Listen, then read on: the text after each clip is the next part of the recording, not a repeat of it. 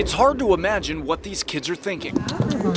Sitting here with Alex, a therapy dog, smiling, laughing, escaping the horror of what happened just a few hours earlier, when a fire consumed their home. Most of them had to either jump or die. It's basically what it amounted to. Brianna Brooks lives on the first floor, waking up to the sound of the building's fire alarm. I had just enough time, like I said, to grab a coat and slippers and a hat. Before leaving, she says she stuck her head out the window to see what was going on.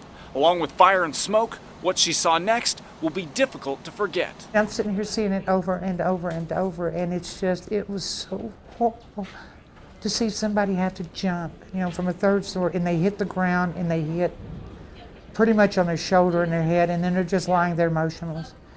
Then here comes the two children, and they were dazed for probably several seconds before they even realized it and started to get up. At least they got up.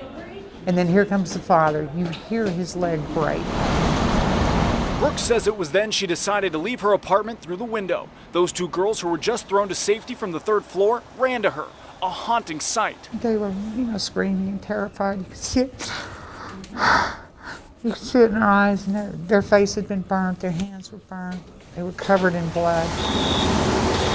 As all three escaped to safety, she says at least 8 people were still lying on the ground with flames just a few feet away, while others were still up in their apartments. To look up and see a lady hanging out the window with smoke all but obliterating her, screaming bloody murder for help. And all down the line, you could see people just bailing out of windows. I don't think it's...